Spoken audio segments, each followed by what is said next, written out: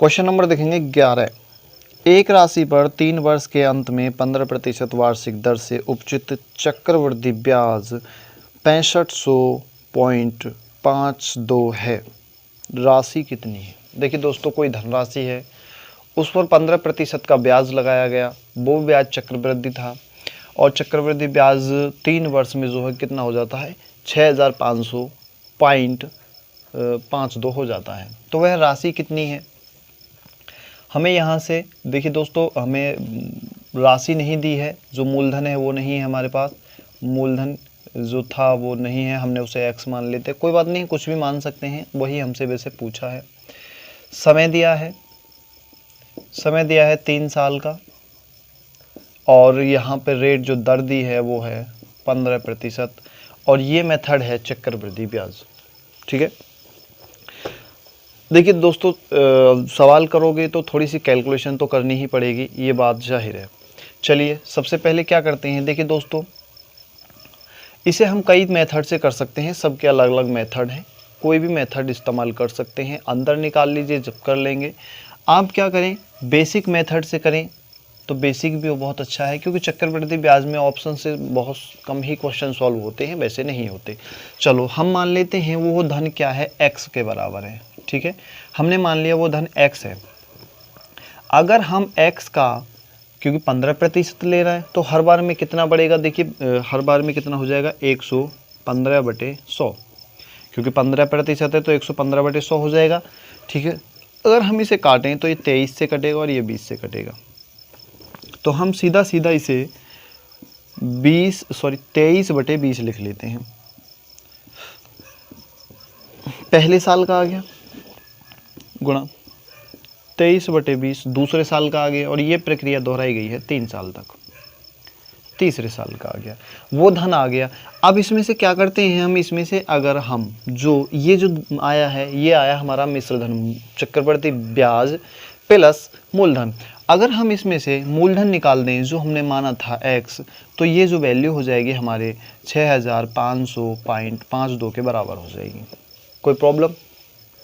चलो देखिए, अब 23 की 23 से गुणा कर लेते हैं, तो 23 की 23 से गुणा करेंगे, थोड़ी सी कैलकुलेशन कर लेते हैं, थोड़ा सी देर लगेगी। क्या हो गया, 23 दिया 69 और 46, ये 925 529, फिर 529 की 23 से गुणा कर दो, तो 5 2 9 और 23 से कर दो, 9 3 27 का 7 हाथ से लगा 2 और 3 दूनी 6, 6 और 2 8 और 5 3 15। ठीक है, और 9 दूनी 18 का 8 हाथ से लगा 1, 2 दूनी 4 और 1 5 और 5 दूनी 10, जोड़ेंगे 7, 8 दूनी 16 का 6 और 5 दूनी 10, 11 का 1 और ये 2 1। ठीक है, ये कितना हो गया, ये हो गया 12,167, तो ये हो गया 12,167x, क्योंकि x ऊपर है, नीचे बटे में क्या है हमारे 20 गुणा 20, 2 3 जीरो हो गए, 2 दूनी 4 दूनी 8, 8,000। ठीक है, इसमें से माइनस x निकाल दीजिए। अब x निकाल लेते हैं, 8,000 की गुणा इधर करेंगे तो ये हो जाएगा 8,000x, तो 8,000x। ठीक है, और नीचे बटे में ये 8,000 रहेगा ही रहेगा।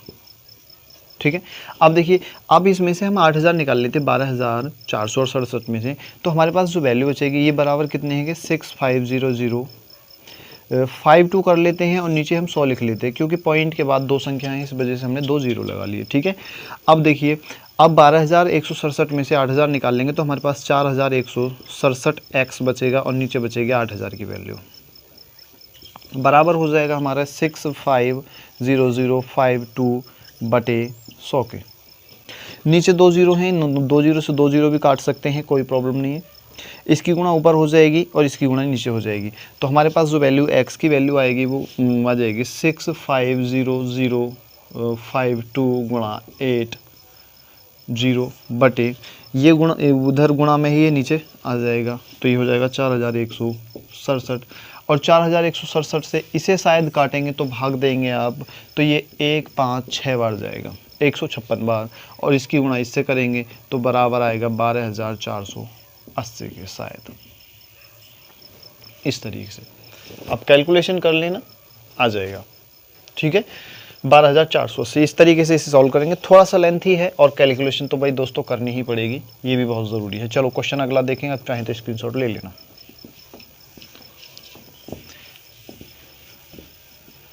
इन सवालों के लिए आपको बहुत ज़्यादा अभ्यास करने की ज़रूरत है। ये सब बकवास है कि मैं एक बार में सिखा दूंगा, 2 बार में सिखा दूंगा, कोई नहीं सिखा सकता जब तक आप खुद सीखने के लिए तैयार नहीं होते। ठीक है, चलो क्वेश्चन नंबर 12 देखेंगे। 12वां है 18,000 पर 10% वार्षिक दर से 3 वर्ष में प्राप्त होने वाला चक्रवृद्धि ब्याज कितना है। 18,000 की धनराशि है, मूलधन दिया है हमें, मूलधन है 18,000 रुपये। ठीक है, और दर दे रखी है, उस पर दर दे रखी 10%, समय है 3 वर्ष, 3 वर्ष का, और चक्रवृद्धि ब्याज पूछा है।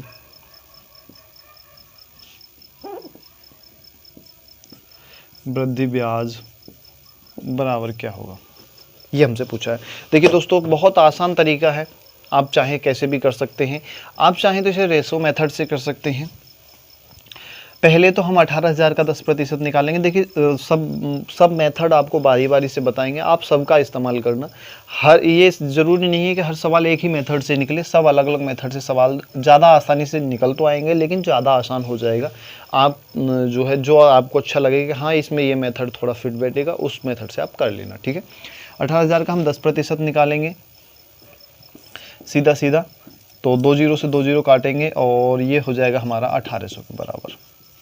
पहले साल में जो ब्याज बनेगा वो बनेगा हमारा 1800। अब फिर 1800 पे ब्याज चलेगा भाई, 1800 पे ब्याज चलेगा 10%, डबल जीरो से डबल जीरो कटेगा, ये हो जाएगा हमारा 180। दूसरे साल क्या हुआ, 1800 पे भी ब्याज चला, वो हो गया हमारा 180। अब तीसरे साल क्या होता है, फिर 180 की जो धनराशि है उस पर भी 10% ब्याज चलेगा, और ये चलेगा 2 जीरो 0 बराबर हो जाएगा 18 के। ठीक है, 3 साल का पूछा है, पहले का 1800, दूसरे में 180 और तीसरे में 18। हमारा 3 साल का 3 साल का क्या रेशो क्या है, 3 साल का रेशो क्या है, जो चक्रवृद्धि ब्याज है क्या है, वो है 331। मैं यहाँ से 331 लिख लेंगे।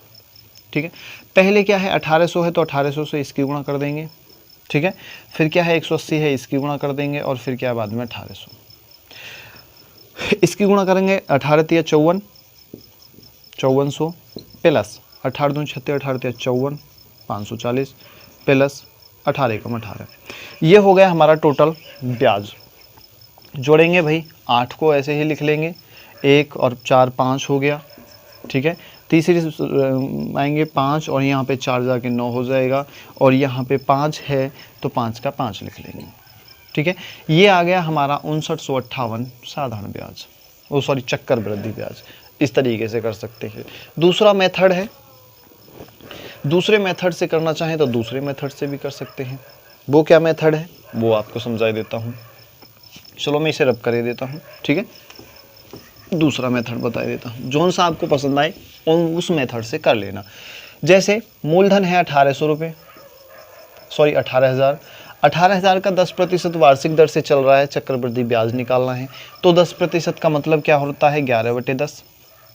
ठीक है, ये आपको पता ही है। और ये प्रक्रिया कितनी बार तक है, 3 साल तक। पहले साल का हो गया, दूसरे साल का हो गया, और तीसरे साल का हो गया, तीनों साल का हो गया।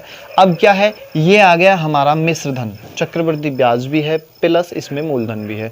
हम इसमें से बाद में क्या करेंगे, 18,000 माइनस कर देंगे, तो हमारे पास जो वैल्यू आ जाएगी वो चक्रवृद्धि ब्याज के बराबर आ जाएगी। चलो कैसे सॉल्व करते हैं, 1 2 3 1 2 3 0 खत्म। 11 11 में 121, और 121 की गुणा करेंगे हम 11 से, तो ये हो जाएगी हमारी 1331 की। ठीक है, कोई प्रॉब्लम, और गुणा कर देंगे, हमारे पास 18 और बचा है उससे, और माइनस कर देंगे उसमें से 18,000। 18 एकम 18, 18 का 8 हो गया। ठीक है, 18 तिया 54, 54 का 4 हो गया, हासिल के 5 हो गए। ठीक है, और 18 तिया 54, 54 और 5 59 का 9 हो गया, हासिल के 5 हो गए फिर से, और 18 एकम 18 और 5 23 हो गया। ये हो गई हमारी टोटल मिश्र धन। इसमें क्या है, ब्याज भी है और हमारा मूलधन भी है, दोनों कुल मिला के जो ब्याज देना, सॉरी जो रकम देनी है वो 23,948 रुपये देनी है उसे 3 साल के बाद। लेकिन क्या है, उसने हमसे ब्याज पूछा है, ब्याज कितना होगा भाई, हम इसमें से 18,000 माइनस कर देते हैं तो हमारे पास ब्याज भी आ जाएगा, क्योंकि इतनी तो हमने दिया था। तो भाई 8 का 8, 4 का 4, 9 का 9 और 13 में से 8 जाएगा तो 5 बचेगा, 5948 रुपये।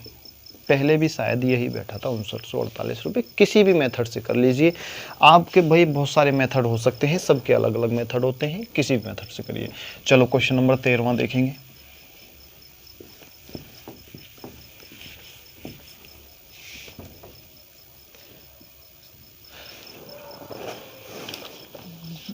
तेरह, 20,000 पर 3 वर्ष के अंत में 7200 साधारण ब्याज उपचित होता है।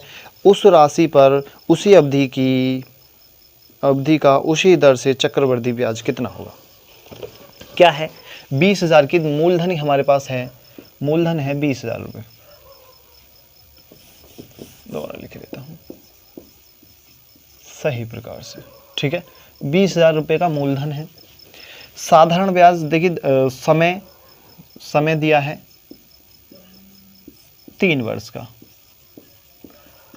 3 वर्ष का समय दिया है। दर हमें निकालनी है, दर पता नहीं है क्या दर है, और साधारण ब्याज जो हो जाता है वो हो जाता है 3 साल में साधारण ब्याज हो जाता है 7200 रुपये, ठीक है। और हमसे पूछा है चक्रवृद्धि ब्याज बराबर क्या होगा। सेम वही, दर भी वही रहेगी, समय भी उतना ही है, और पूछा है चक्रवृद्धि ब्याज कितना होगा। जब 7200 का बैठ रहा है साधारण ब्याज, तो भाई सीधी सी बात है 7200 से ज़्यादा ही होगा चक्रवृद्धि ब्याज। आप चाहें तो भाई इस पे भी 7200 पे ही कैलकुलेशन कर लीजिए, बहुत अच्छी बात है। चाहें तो आप बेसिक मेथड से भी कर लीजिए, तब और भी ज़्यादा समझ में आएगा। चलो हम मान लेते हैं 3 साल का है 7200 रुपये। देखिए साधारण ब्याज में क्या होता है, 3 साल, 5 साल, 10 साल, 50 साल, जितने का पूछे उसमें क्या करते हैं हम, उसी सालों से उसे भाग कर देंगे, 1 साल का निकाल लेंगे। ये 7200 है, 7200 है 3 साल का, हम 1 साल का निकालेंगे, 3 से भाग कर देंगे, 3 एकम 3, सॉरी 3 दूनी 6, 3 साल का है ना, हाँ चलो 3 दूनी 6, 1 बचा और 6 दूनी 12, 4 तिया 12, 00, 2400। अब 1 साल का जो ब्याज आ गया वो आ गया हमारे पास 2400 रुपये। ये आ गया 1 साल का ब्याज, ठीक है। अब 1 साल का जो ब्याज आया है वो आया है हमारे 20,000 पे, तो हम यहाँ से दर भी निकाल सकते हैं। जैसे भाई 2400 का ब्याज कमाया है हमने, ठीक है, कितने पर कमाया है ऐसे भी निकाल सकते हैं। वैल्यू लिखेंगे नीचे, 20,000 पे कमाया है भाई, हमें प्रतिशत का निकालना है तो 100 पे कितना होगा, 100%। इस तरीके से कर सकते हैं। 2 जीरो से 2 जीरो ये चले जाएंगे, और इन 2 जीरो से ये 2 जीरो चले जाएंगे, 2 से ये चला जाएगा 12 बार, ठीक है। तो क्या आ गया 12%। दर क्या हो गई, दर हो गई 12%। यहाँ से क्वेश्चन मार्क चिन्ह हटा देंगे, ठीक है। अब हमारे पास दर भी है, समय भी है, मूलधन भी है, और हमें चक्रवृद्धि ब्याज निकालना है। चक्रवृद्धि ब्याज निकालने के लिए क्या करेंगे, सबसे पहले वही बेसिक मेथड अपना सकते हैं, या फिर आप कोई सा भी मेथड अपना सकते हैं जो सा आपको अच्छा लगे, ठीक है। चलो सबसे पहले देखिए 20,000 रुपये है, 20,000 का हम निकाल लेते हैं 12%, ठीक है। का 12% कितना होगा, 2 जीरो से 2 जीरो काटेंगे, 12 दूनी 24, 24 के बाद में 00 लगा देंगे, 2400 रुपये आ गया पहले साल में, ठीक है, पहले साल का ब्याज। अब 2400 का भी हमें 12% निकालना है। 2 जीरो से 2 जीरो काटेंगे, 12 चौक 48 का 8 हो गया, और 12 दूनी 24 और 4 28, 288 रुपये हो गया दूसरी साल में। अब क्या है 288 पे भी ब्याज चलेगा तीसरी साल में, तो 288 गुणा 12%, इसका भी निकाल लेते हैं। काट लेंगे भाई, 12 अट्ठे 96 का 6 हासिल लगा 9, 12 अट्ठे 96, 96 और 9 105, 105 का 5 आ गया, हासिल के 10 हो गए, और 12 दूनी 24, 24 और 10 34, नीचे 2 जीरो हैं तो इसके बाद में क्या हो गया 34 रुपये 56 पैसे। ये 3 साल का हो गया। अब इनको क्या है हम अपनी कैलकुलेशन कर लेंगे भाई 3:3:1 में। रेशो क्या है इसका 3:3:1, इसमें हम इसे पुट कर देते हैं। तो पहला क्या है 2400 रुपये, दूसरा क्या है 288 रुपये, तीसरा क्या है 34.56, 3 4 5 6, ठीक है, ये हो गया। अब इनके 3 से गुणा कर लो भाई, 24 तिया हो जाएगा 7200, ठीक है, 24 तिया 7200, क्योंकि भाई पहले 7200 तो पहले ही है, 3 साल का तो वो साधारण ब्याज ही आ गया। अब 7200 ये हो गया, 288 की गुणा इसमें करेंगे, प्लस करेंगे, 8 तिया 24 का 4 हो जाएगा, 8 तिया 24, 24 और 2 26 का 6 हो गया, हासिल का 2 हो गया, 3 दूनी 6, 6 और 2 8, ठीक है, और प्लस 34.56। अब इन्हें जोड़ लीजिए भाई, जो भी आंसर आएगा वही आ जाएगा। चलो जोड़ लेते हैं, चलो ये 4 है, ये 4 है, यहाँ पे 0 है, 4 और 4 8 हो जाएगा, 0.56 तो ये रहेगा ही, 3 ये है, 6 ये है, 9 हो गया, यहाँ पर 0 है, इसे 9 लिख लेंगे। अब तीसरी संख्या पे आएंगे, 8 ये है, 2 ये है, 10 है, 10 का 0 लिख लेंगे, और 7 और 1 8 हो जाएगा। कुल मिलाकर ब्याज हमारे पास क्या हो गया 98.5, ये हमारा आंसर हो जाएगा। इस तरीके से कर सकते हैं। आपको बहुत सारे मेथड हैं, किसी भी मेथड से आप जो चाहें कर सकते हैं। चलिए क्वेश्चन नंबर था 13वां, 14वां क्वेश्चन भाई और देख लो।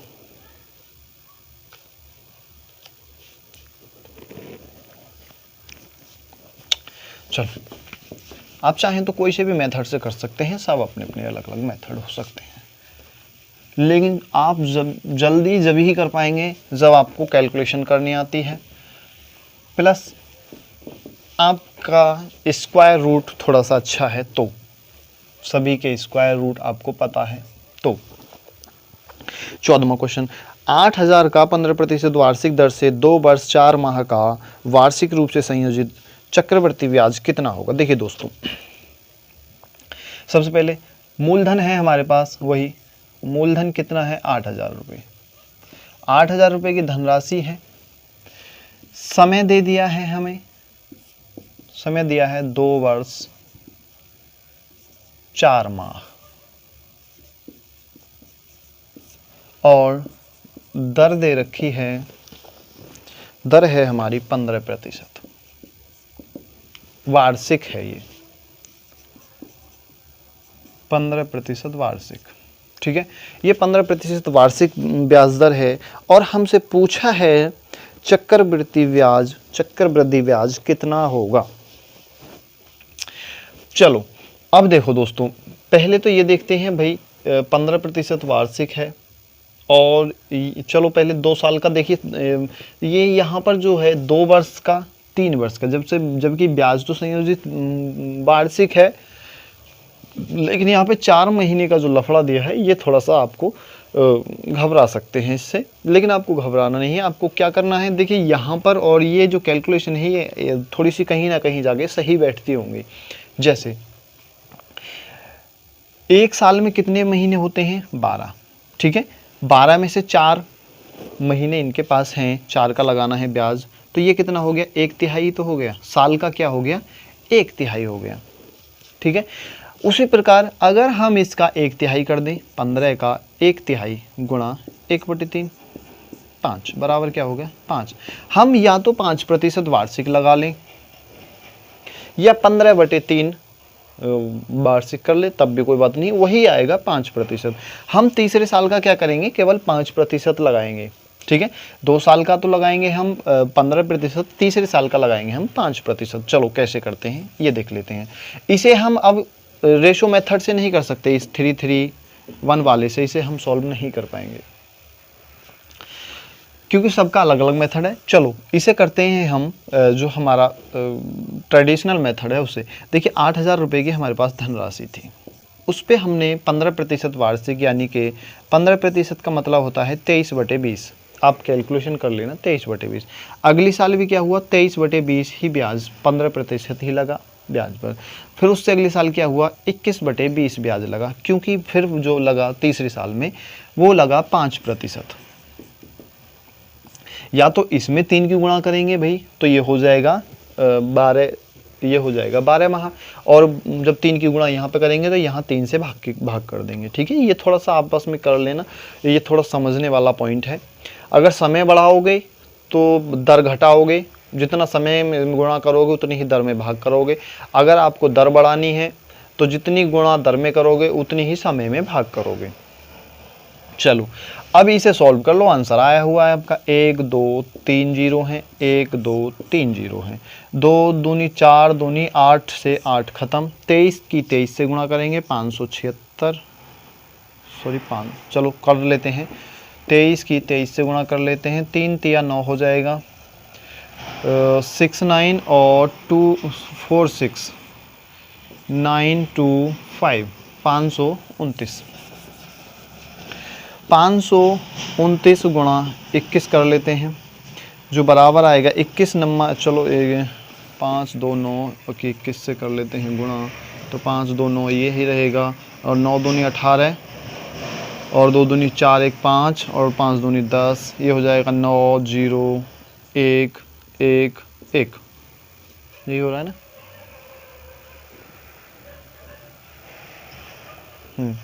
1 1 1 0 9, ये हो गया हमारा वार्षिक जो टोटल वैल्यू है। वो हमसे पूछा है चक्रवृद्धि ब्याज कितना होगा, तो हमारे पास मूलधन कितना था, वो था 8,000 रुपये, हम इसमें से 8,000 माइनस कर देंगे तो हमारे पास जो ब्याज आएगा चक्रवृद्धि ब्याज निकल के आ जाएगा, 9 0 और 1 और 11 में से 8 गए तो 3 बचा।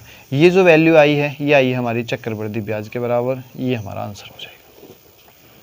देखिए दोस्तों, थोड़ी सी कैलकुलेशन करने में हर किसी को प्रॉब्लम हो सकती है, कहीं पर मुझे भी प्रॉब्लम हो गई होगी, शायद हो सकता है मैंने नज़रअंदाज कर दिया हो, अब चाहे स्क्रीनशॉट ले लेना, नज़रअंदाज कर दिया हो, लेकिन आप मेरी इन छोटी छोटी कमियों को नहीं पकड़ोगे। आप चाहें तो मुझे कमेंट के माध्यम से भी बता सकते हैं। क्वेश्चन नंबर 15 है, गलतियां हो जाती हैं। चलो, किसी धनराशि के 10% वार्षिक दर से 2 वर्ष के चक्रवृद्धि ब्याज तथा साधारण ब्याज का अंतर 40 है, वह धनराशि कितनी है। देखिए कोई धन है 10%, देखिए अब यहाँ पे देखिए मूलधन हम मान लेते हैं, वो जो धन है वो x है, कोई भी धन हो सकता है, दर भी है और समय भी है। दर है 10%, समय है 2 वर्ष का 10%, ठीक है। हमसे पूछा है, अब इन्होंने बताया है चक्रवृद्धि ब्याज और साधारण ब्याज का अंतर, चक्रवृद्धि ब्याज माइनस साधारण ब्याज बराबर है 40 रुपए की, ऐसे मान लेते हैं, ठीक है। दोनों की जो वैल्यू है वो 40 के बराबर है। मैं इंक डाल लेता हूँ 2। अब देखो भाई, थोड़ा सा फास्टली करेंगे।